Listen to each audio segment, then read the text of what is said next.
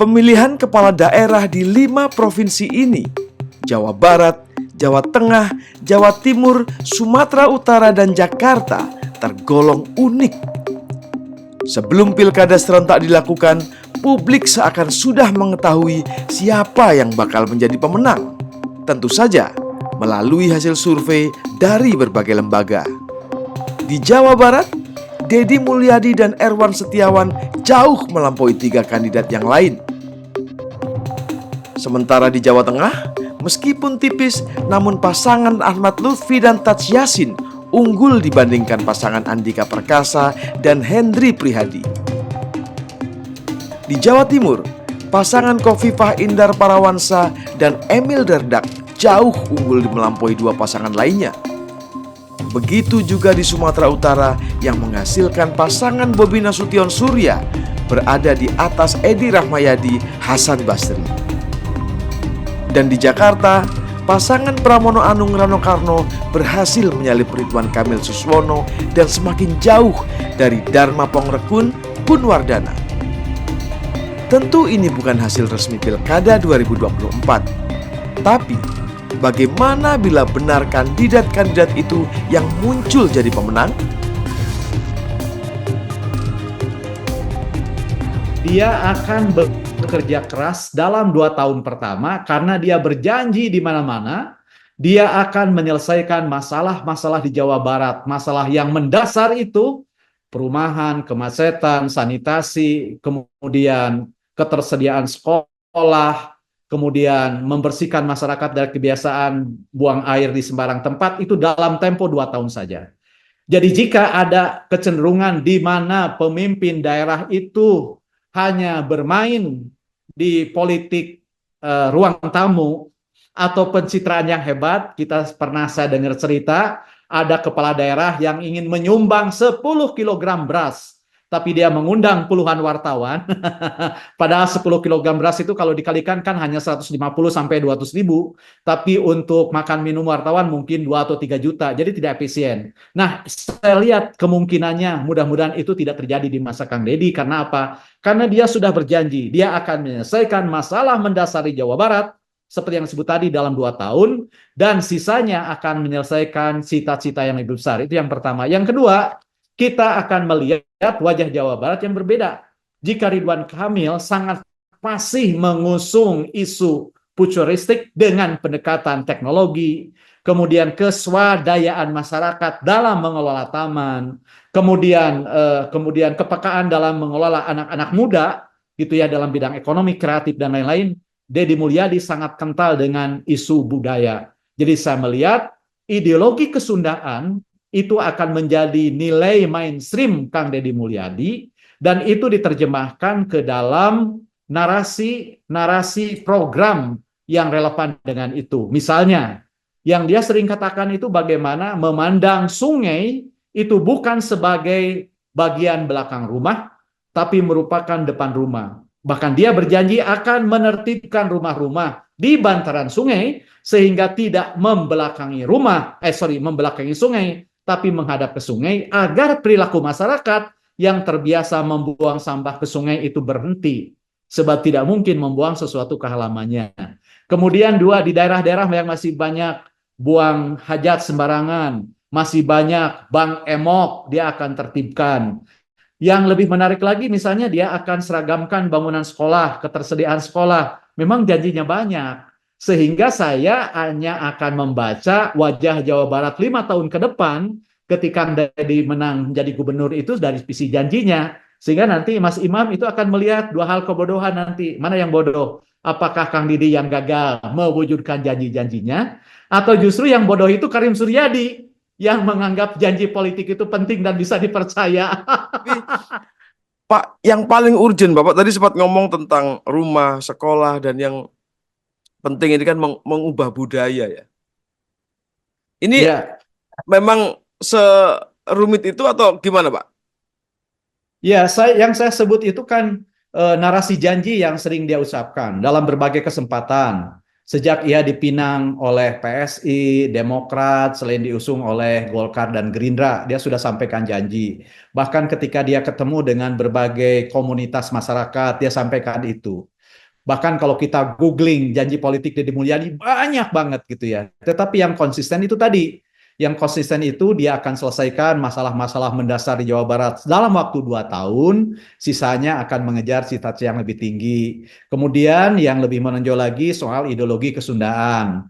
Dia akan jadikan nilai-nilai Sunda sebagai pedoman dalam menata. Kemudian gaya kepemimpinan dia yang lebih banyak akan bergaya sebagai pelayan. Dia katakan pemimpin itu adalah pelayan, dan siapa yang punya naluri melayani untuk kemudian dilayani itu akan jadi pemimpin. Jadi pilihan jalan menjadi politik itu yang dia dorong, dia ungkapkan di mana-mana. Bahkan dia katakan sudah melayani layaknya gubernur selain sebelum menjadi gubernur. Itu kata-kata dia gitu ya. Satu hal yang jelas menurut saya menjadi PR ya, yang harus amat segera diselesaikan oleh para siapapun yang menang ya, itu adalah problem kemiskinan. Kita tahu bahwa menurut data BPS misalnya, BPS ini kan lembaga resmi pemerintah sendiri justru, bahwa antara tahun 2018 sampai 2023 itu memang situasi kemiskinan Indonesia di Jawa Tengah itu masih cukup tinggi ya. Jadi pada tahun 2024 sampai Maret ya, itu kita mencatat masih ada 10,47% penduduk miskin di Jawa Tengah. Artinya itu sama dengan 3,7 juta penduduk miskin. Angka itu hanya turun sedikit dibandingkan bulan Maret, yaitu 10,77%. Dan kalau kita bandingkan 5 tahun ke belakang, yaitu pada Maret 2019, itu 10,80%. Nah, kalau kita lihat dari mulai 2019 sampai 2024 selama 5 tahun terakhir, kisaran angkanya itu fluktuatif ya, tapi paling bagus itu 10,47%. Artinya masih ada di digit 10 ini, 10 koma ini, yang sebenarnya masih relatif tinggi karena Jawa Tengah ini menyumbang jumlah penduduk miskin terbesar kedua di Pulau Jawa dan di Indonesia dari sisi jumlah ya, bukan dari sisi persentase, 3,7 juta. Nah, ini artinya permasalahan yang sangat-sangat serius menurut saya yang perlu segera untuk diselesaikan gitu. Siapapun yang akan menjadi pemimpin Jawa Tengah. Itu yang pertama. Yang kedua, yang juga kita catat adalah Semarang, ibu kotanya Jawa Tengah, itu kan dulu ada lagu ya, Semarang kali ini banjir gitu. Nah, ternyata lagu itu masih berlaku sampai sekarang gitu kan. Eh, jadi Semarang dan sekitarnya daerah seperti Demak misalnya itu kan kebanjiran ya. Dan kemarin belum lama itu ada banjir yang sangat besar, yang bahkan lebih besar daripada zaman saya masih SD itu tahun 90-an, yang kota-kota Semarang ya dan sekitarnya itu mengalami kebanjiran yang sangat-sangat serius. Itu antar kota dan penyelesaiannya harus ini dibantu oleh provinsi karena ini sudah lintas kota dan kabupaten gitu. Nah, ini adalah problem serius menurut saya yang perlu butuh penanganan ya segera oleh para kandidat yang menang gitu, siapapun dia nantinya. Oke, Pak, satu hal yang apa namanya yang menjadi menggelitik juga. Ini kan itu ketika zaman Pak Jokowi sudah jadi presiden, masih jadi presiden, Pak ya. Perubahannya tidak signifikan. Artinya ketika masyarakat menyimak itu berarti harusnya dukungan kepada siapapun yang diberikan Pak Jokowi ini orang mau ingat bahwa oke, persoalan kemiskinan masih masih berat juga di zaman itu gitu. Masih berat juga. Ya, dan soal kerusakan alam itu dan banjir tadi ya. Memang eh, jadi kalau kita sebenarnya mau tidak melupakan sejarah gitu. Nah, kita statistik yang saya sampaikan tadi itu kan memang pada masa pemerintahan Pak Jokowi ya. Paling tidak periode kedua ya 2019 sampai 2024, bahkan statistiknya bisa sampai mencapai 11% tuh sempat naik itu. Memang waktu itu COVID kita bisa mengerti ya. Tapi kan artinya angkanya masih di kisaran 10, sekian persen.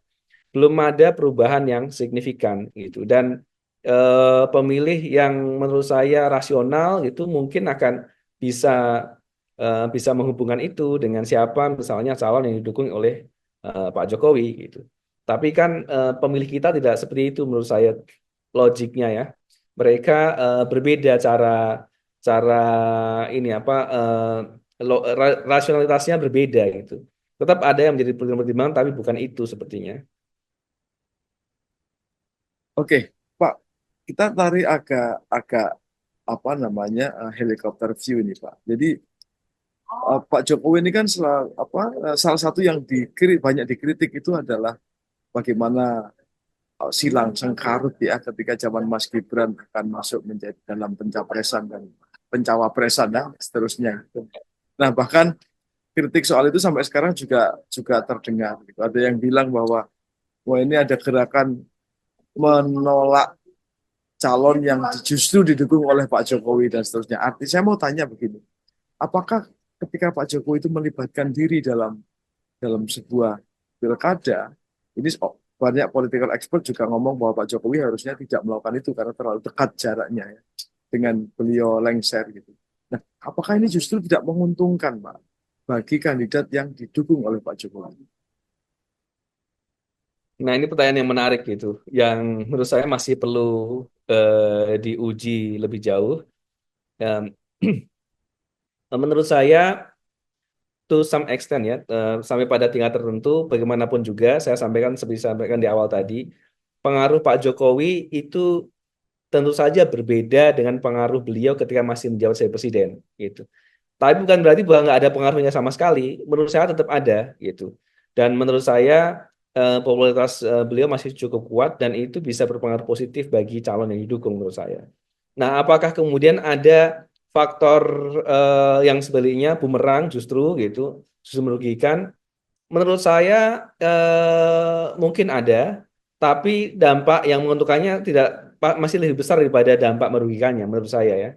Jadi itulah mengapa calon Lutfi dan Yasin ini kemudian tentunya sangat senang untuk mendapatkan eh, dukungan ya dan kemudian juga eh, tidak hanya dukungan tapi juga nampak gitu khusus juga di headline media membersamai kampanye Lutfi sama Yasin ini.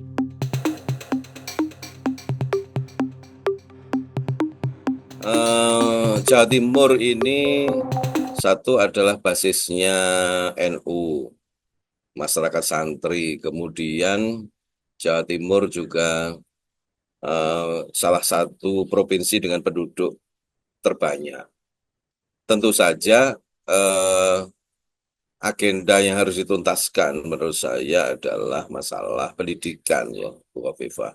Saya kira pendidikan yang tentu saja di dalam naungan Pemprov seperti SMA, SMK itu memang harus betul-betul diperhatikan. Kemudian eh, eh, eh, sinergi dengan lembaga seperti pondok pesantren yang itu menjadi ciri khas untuk Jawa Timur saya kira itu juga harus perlu ditingkatkan kembali.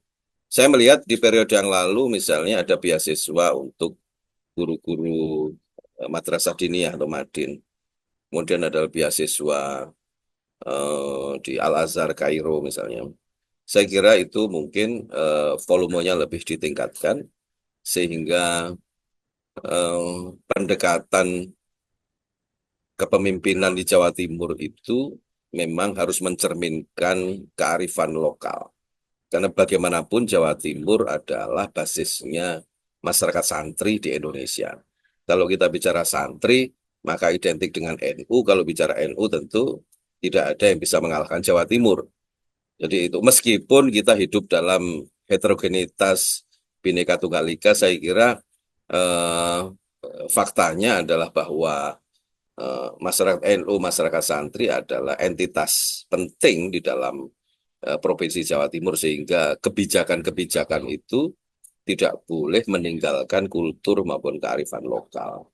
termasuk keberpihakan terhadap petani, terhadap nelayan, yang itu mayoritas adalah orang-orang santri dan orang-orang yang marginal, saya kira, yang selama ini ada suara-suara misalnya sengkarut tentang pupuk misalnya, atau apa namanya BBM untuk nelayan dan sebagainya.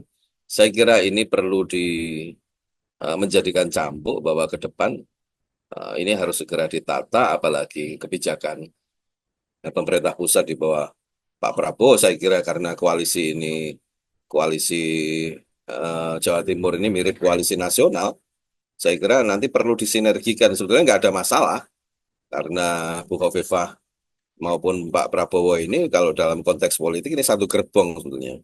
Sehingga kebijakan kementerian, kebijakan di bawah otoritas presiden itu seharusnya linier, seharusnya sinergis dengan kebijakan Provinsi Jawa Timur jika nanti Bu Khofifah benar-benar terpilih.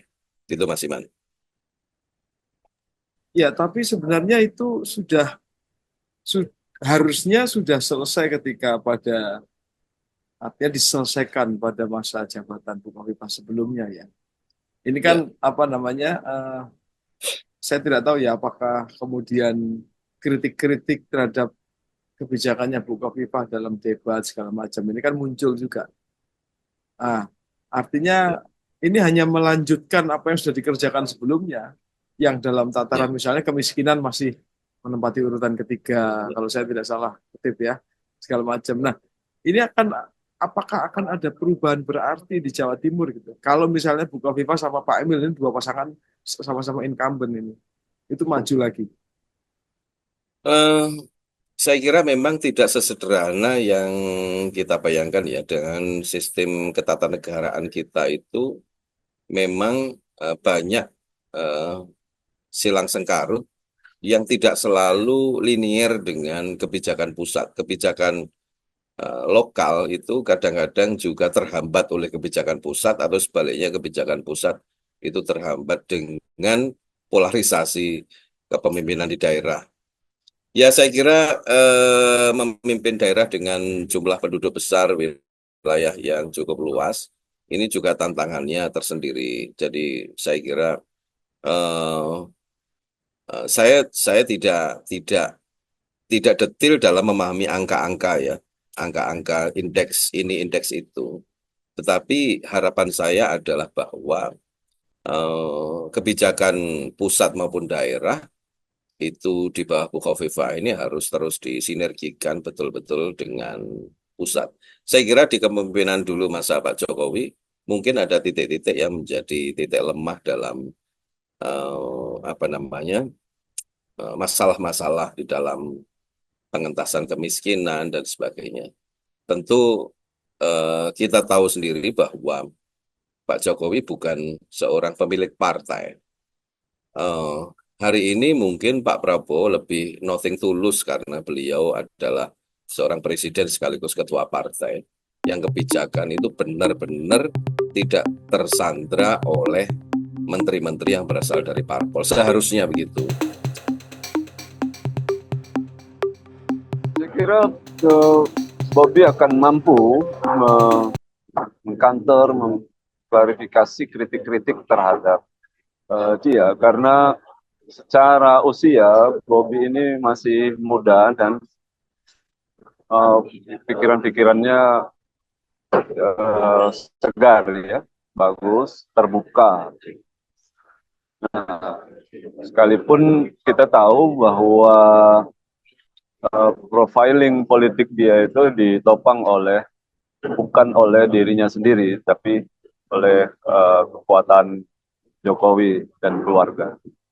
Nah, karena itu meskipun begitu ya saya bisa melihat optimisme dari Bobby itu untuk mengkanter atau klarifikasi kritik-kritik apakah dia mampu atau tidak memimpin di wilayah Sumatera Utara. Oke, Pak, salah satu kritiknya itu kan banyaknya pembangunan ketika Mas Bobi jadi apa namanya wali kota ya, yang belum tuntas atau justru menciptakan problem lanjutan lah bagi masyarakat gitu misalnya debu apa segala macam. Menurut Bapak gimana, Pak? Ya, memang ketika di Kota Medan itu proyek ambisius ya. Karena memang Bobi ini hadir ketika Kota Medan itu 15 tahun nyaris tanpa pembangunan yang berarti. Jadi memang ketika dia hadir itu dengan segala kekuatan politik dan ekonominya itu memang mengejar cepat. Nah, faktanya secara waktu ada interupsi kasus COVID ya kemarin itu, sehingga memang itu berpengaruh pada penjadwalan pembangunan yang terjadi. Nah, sekalipun begitu ya memang pembangunan tetap running, tetap oke, tidak ada gangguan yang berarti, hanya memang waktu yang tersedia kelihatannya ya, waktu yang tersedia itu tidak cukup dari ambisi yang diinginkan. Nah, sehingga memang masyarakat melihatnya ya sebagian mengkritik bahwa ide-ide yang terlalu ambisius itu harus dipertimbangkan juga, jangan harus realistis juga, kira-kira gitu ya masyarakat mengkritik Bobi ini. Nah, ini pembangunan pembongkaran sudah dilakukan, nampak tidak siap, justru mengganggu pengguna jalan, mengganggu kesehatan, debu segala macam, sehingga makin berabe lah gitu. Tapi sekali lagi kalau saya sih melihatnya itu resiko dari cara-cara pemimpin mengambil keputusan seberapa berani. Tidak membangun juga ada resikonya, ya, membangun juga beresiko. Oke, Pak, ada yang bilang salah satu kritik terbesar dalam dalam debat kemarin itu adalah soal bahwa Bobi ini juga keluarga Pak Jokowi ya, sementara kritik secara nasional terhadap Pak Jokowi ini kan ada gitu loh, bahwa ini ya, meneruskan politik dinasti dan seterusnya. Bapak melihatnya gimana kalau di Sumatera Utara? Ya, kelompok-kelompok kritis terhadap politik dinasti itu tidak banyak di Sumut ini. Yang banyak itu kelompok yang mengawetkan. Kenapa begitu? Karena di daerah, di kabupaten kota, itu terjadi dari dari abang ke adiknya, dari adiknya ke anak adiknya, itu balik lagi ke anak abangnya. Kemudian di kabupaten lain ada 2 periode itu ayahnya, sekarang anaknya sudah mau masuk ke 2 periode. Jadi alam pikiran dinastik ya, politik dinastik itu pada dasarnya kan diterima, dihayati, dipraktekkan. Sehingga dalam kasus Bobi itu orang tidak melihat itunya. Yang dilihat itu apa yang dia bawa. Makanya ketika di Kota Medan, sekalipun di awal-awal Bobi itu disangsikan karena menggunakan kekuatan ayahnya, menggunakan peran ayahnya, tapi begitu terrealisasi pembangunan itu ya banyak kok orang-orang yang merasakan manfaatnya. Salah satunya tadi seperti yang saya sebut soal banjir. Banjir saya merasakan sendiri ya di daerah tempat saya tinggal itu yang dulunya banjir sekarang tidak. Tapi memang di tempat lain justru belum reda sama sekali, bahkan bisa dibilang sedikit lebih parah daripada sebelumnya. Itu kan bagian dari ya dampak-dampak positif negatif dari pembangunan. Nah, sekali lagi dalam hal ini masyarakat melihat siapapun pemimpin itu datang dari mana, itu memang ya isu-isu kritik pasti ada, tetapi ujungnya mereka melihat yang dibawa itu apa, yang mau dikasih ke kita itu apa, bagaimana realisasi program-program kerja segala macam. Karena pemimpin-pemimpin sebelumnya misalnya dia datang dari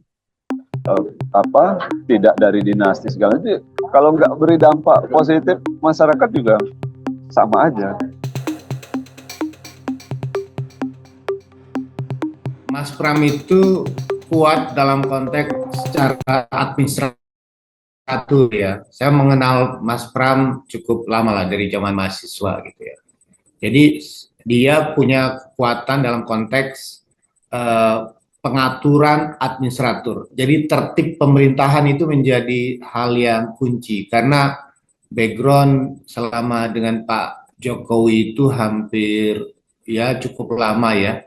Dia punya pengalaman menertibkan administratur di partai ya, di PDIP.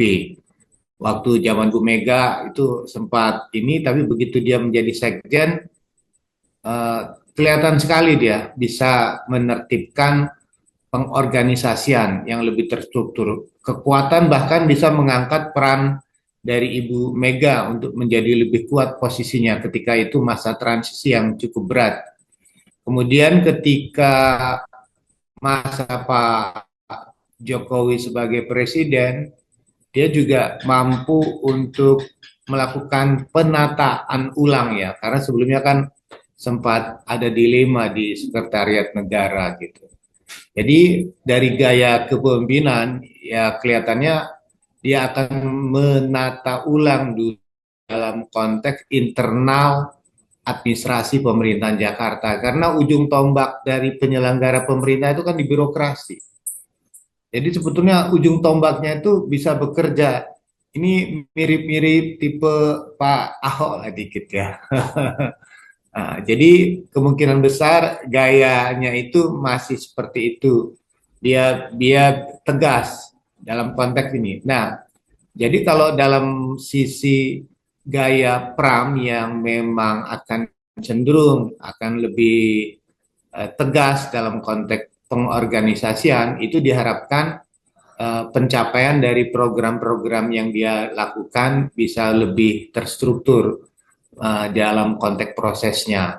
Nah, kemudian ada konteks lain, sisi komunikasi yang bisa dibuka oleh gaya Pak Rano di situ. Jadi pendekatan Rano sebagai artis, nah Rano itu lebih membumi di Jakarta dibandingkan di Banten. Di Banten itu karakter kulturnya dia itu kurang masuk dengan karakter masyarakat Banten yang agak berbeda dengan stereotip atau ketokohan dari Dul gitu ya, Rano Karno. Jadi kalau dua ini bisa bersinergi, jadi dalam konteks Pram menata organisasi pemerintahannya, kemudian Rano Karno pendekatan kepada masyarakat, ini bagus nih kalau bisa disinergikan dua ini. Kalau cerita tentang apa yang dibangun itu kan tergantung dari RPJM-nya, rencana pembangunan jangka menengah yang sudah dibuat. Jadi sebetulnya jadi gubernur Jakarta itu nggak perlu pusing-pusing dan banyak ide-ide baru. Dan dari apa yang dikatakan oleh Pram maupun Rano itu sebetulnya sangat berbau Anies banget gitu.